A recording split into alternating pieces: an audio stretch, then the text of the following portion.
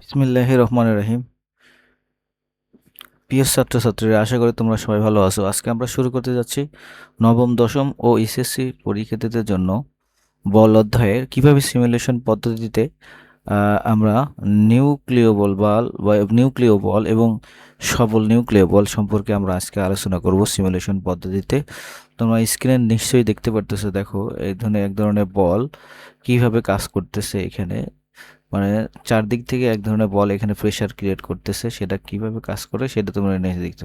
অর্থাৎ সবল নিউক্লিয় বল কিভাবে কাজ করে, অর্থাৎ পরমাণু নিউক্লিয়াসের ভিতরে দুটি নিউক্লিয়নের মধ্যে যে শক্তিশালী বল কাজ করে তাকেই বলে নিউক্লিয় বল। দেখো এখানে এই যে এখানে পরমাণু আছে, পরমাণুর ভিতরে এখানে নিউক্লিয়াসের ভিতরে দুটি নিউক্লিয় বলের মধ্যে এই যে যে শক্তিশালী বল কাজ করে সেটাই হলো তাকে সবল বল, সবল নিউক্লিয় বল।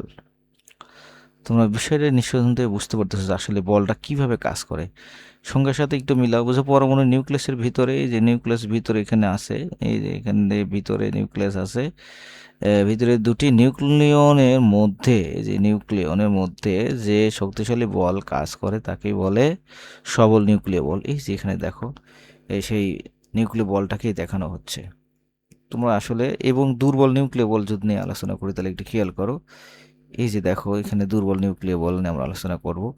অর্থাৎ যে স্বল্প পাল্লার ও স্বল্প মানের বল নিউক্লিয়াসের মধ্যে মৌলিক কণাগুলোর মধ্যে ক্রিয়া করে অনেক নিউক্লিয়াসের অস্থিতিশীলতার উদ্ভব ঘটায়, তাকে দুর্বল নিউক্লিয় বল বলে। তাহলে এই যে এখানে দেখো, আমরা এটি যদি প্লে করি, দেখো এই যে এখানে দেখো বলটা কাজ করতেছে কিভাবে, খেয়াল করো। এই যে দুর্বল নিউক্লিয় বল।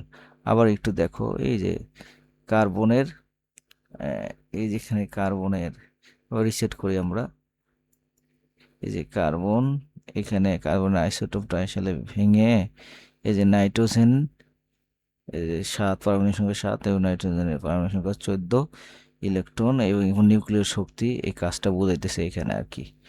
আবার আমরা প্লে করি সুন্দর করে রিসেট করে, তারপরে আবার প্লে করি, দেখো এই যে। অর্থাৎ কি বলতেছে, স্বল্প পাল্লার ও স্বল্প মানের বল নিউক্লিয়াসের মধ্যে মৌলিক কণাগুলোর মধ্যে যে ক্রিয়া করে এবং অনেক নিউক্লিয়াসে অস্থিতিশীলতার উদ্ভব ঘটায় তাকে হলে দুর্বল নিউক্লিয় বল বলে। এটি হলো সেই তার ফরম্যাট। তো চলো আমরা আবার একটু ঘর্ষণ বল নিয়ে একটু আলোচনা করি। দেখো এই যে এখানে আবার ঘর্ষণ বল নিয়ে আমরা একটু দেখি আসলে ঘর্ষণ বল এখানে কিভাবে কাজ করে। দেখো একটু খেয়াল করো, এই যে এখানে আমরা যদি হাত ধাক্কা দিই তাহলে দেখো এই যে আমরা হাত দিয়ে ধাক্কা দিচ্ছি, এই যে দেখো ধাক্কা দিচ্ছি, এই যে নিচের দিকে আমরা ডাব্লিউ=mg বল প্রয়োগ করতেছে আর উপরের দিকে ফোর্স বল কাজ করতেছে। তাহলে এটা যদি উপরের দিকে যায় আর এটা আমরা যদি ধাক্কা দিই তাহলে দেখো আবার আবার রিসেট করি আমরা, আমরা যদি হাত দিয়ে ধাক্কা দিই, দেখো এই যে ধাক্কা দিচ্ছি আমরা, দেখো খেয়াল করে সবাই, এই যে দেখো এটি হচ্ছে ঘর্ষণ বল। আমরা ধাক্কা দিই তাহলে ঘর্ষণ বল দেবো, সামনে দিয়ে দিলাম ধাক্কা, তাই আমাদের উপরের দিকেও এক ধরনের এই এই যে টেবিলটা উপরের দিকে বল ক্রিয়া করতেছে আর এই যে ব্লকটা নিচের দিকে বল ক্রিয়া করতেছে, আর এই জন্য আমরা বল প্রয়োগ করতেছি সেটা। আর এটা হলো মাস ভর, এটা ব্লকের ভর।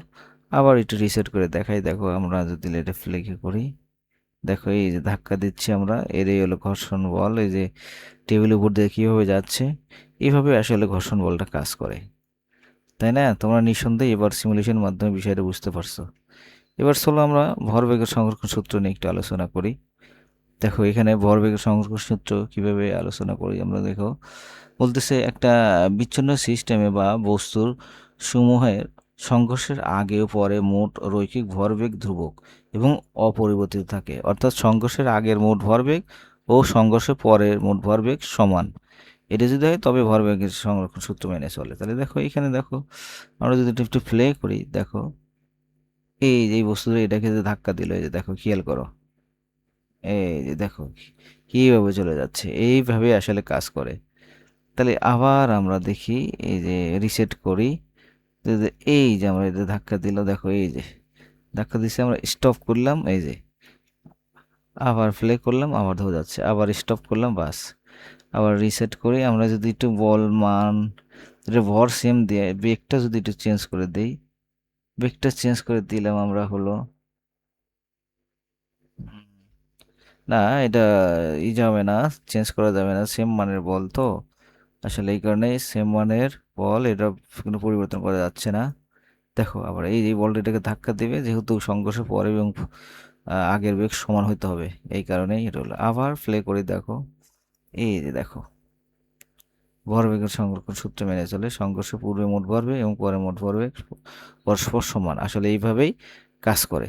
তো আশা করি তোমার সিমুলেশনের মাধ্যমে বিষয়টা তোমরা ক্লিয়ারলি কনসেপ্টটা বুঝতে পারছো। দেখো এই যে পিছনের বস্তুটা, এই যে দ্বিতীয় সামনের বস্তুটাকে ধাক্কা দেবে, এই যে দেখো চলতে চলতে কোনো এক সময় এটাকে ধাক্কা দিল, তখন এই যে পরস্পরের সাথে এই যে চলে যাচ্ছে।